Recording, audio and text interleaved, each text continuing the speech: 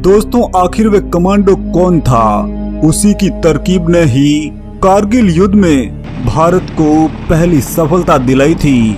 14 घंटे की मशक्कत के बाद आखिर उस चोटी पर रस्सा बांधने में कामयाब रहा था।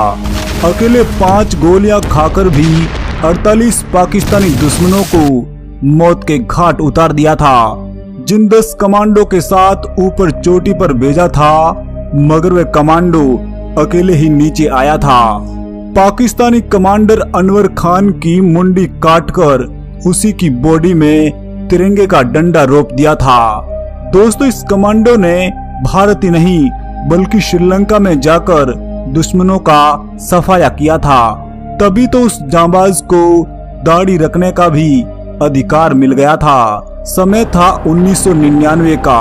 पाकिस्तानी फौज ने धोखे से कारगिल की उन दुर्गम चोटियों पर कब्जा कर लिया था जहां पर भारत का अधिकार था, और वहीं पर भारतीय फौजी लंबे समय तक पहरेदारी कर रहे थे।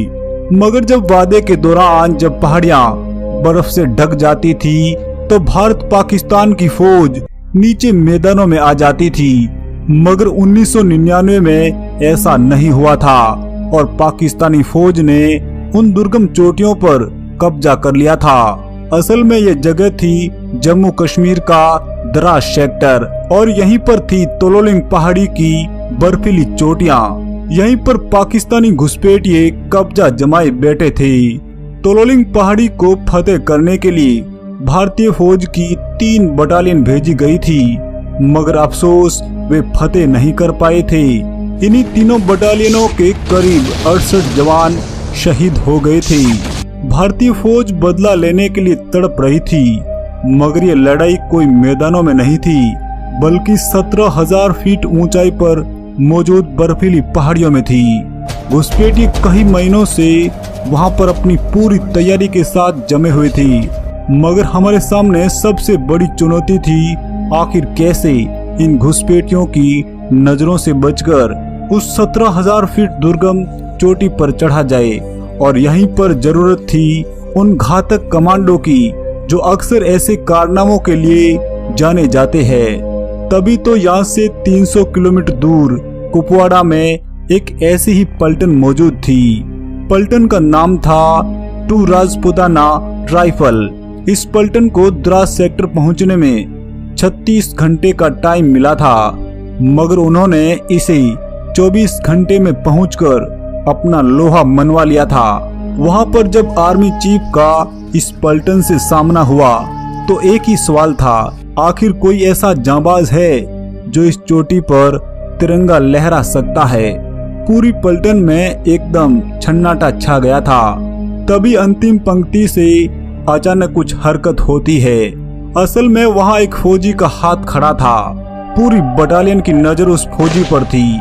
जैसे ही उस जवान ने हिम्मत करके वहां पर खड़े हो गए थे।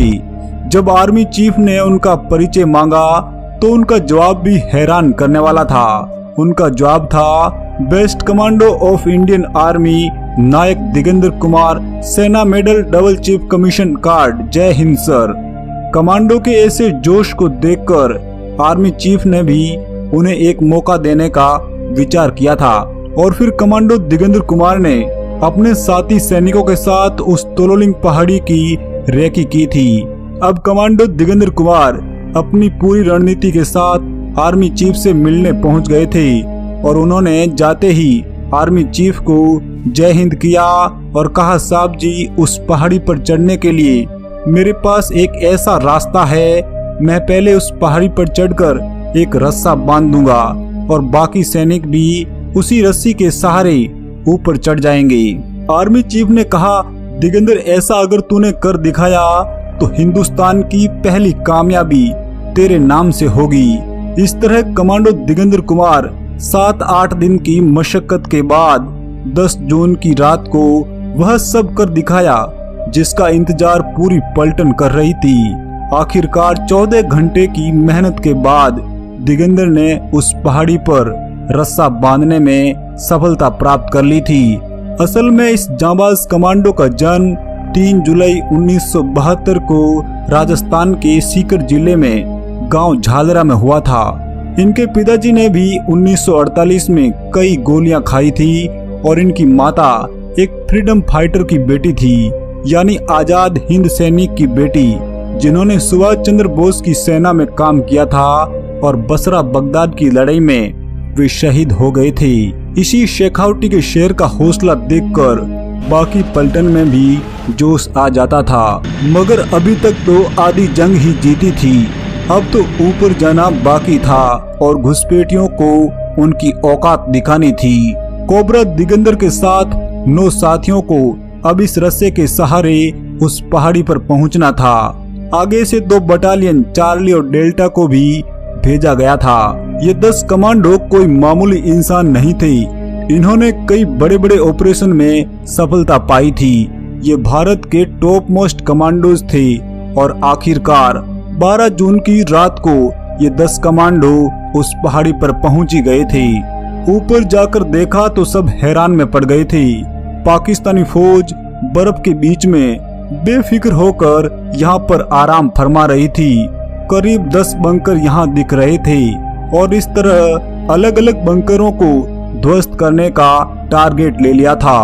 हर कमांडो के पास काफी मात्रा में ग्रेनेड थे। एक AK-47 के साथ ही छोटी पिस्टल भी थी। इन कमांडो के पास एक ऐसा धारदार चाकू होता था जिसे साइनाइड में डुबोकर तैयार किया जाता था। इस जहरीले चाकू को यदि आदमी के टच भी कर देते तो वह सीधा मौत के मुंह में चला जाता था। अब पहाड़ी पर मुकाबला आमने सामने का था।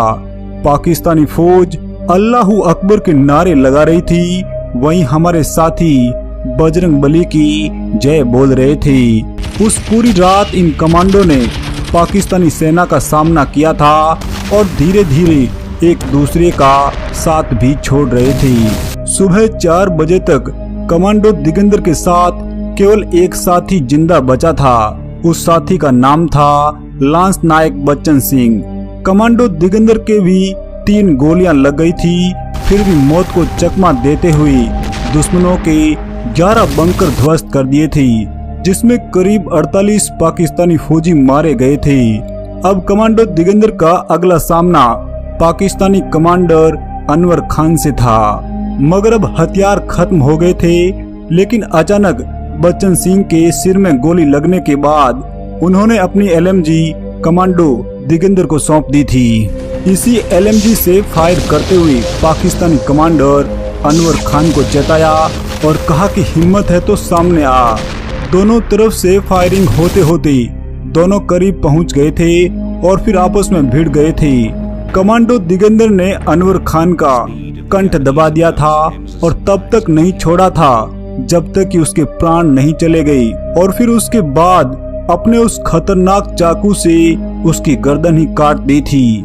उस काटी हुई गर्दन को लेकर ऊपर चढ़ा और भारत माता के नारे लगाए। और जब बाद में पता चला कि जैसे ही कमांडो दिगंबर अनवर खान की गर्दन लेकर उस पहाड़ पर चढ़े तो अमेरिकी सैटेलाइट ने उस फोटो को क्लिक किया था, जो बाद में काफी चर्चा में रहा था। तब तक भारत की दोनों पलटन चार्ली और डेल्टा भी पहुंच गई थी। इस तरह दिगंबर ने अपने 9 साथियों को खोकर 13 जून 1999 को तोलोलिंग की पहाड़ी पर तिरंगा लहरा दिया था, जो कारगिल युद्ध की पहली सफलता थी। 26 जुलाई 1999 को कारगिल युद्ध भारत जीत चुका था। कमांडो दिगंबर को महावीर चक्र से नवाजा गया था। यहाँ कमांडो दिगंबर के उन 9 साथियों का भी नाम लिया जा रहा है जो इस लड़ाई में शहीद हो गए थे। मेजर विवेक गुप्ता देहरादून, सूबेदार भंवरलाल भाकर नागौर, सुमेर सिंह राठौड़ दूधवा खारा चूरू, यशवीर सिंह मेरठ, हवलदार सुल्तान सिंह मुरैना, नायक सुरेंद्र बुलंदशहर, नायक चमन मेरठ, लांस नायक बच्चन सिंह मुजफ्फरनगर, राइफलमैन जसवीर सिंह। जय हिंद, वंदे मातरम।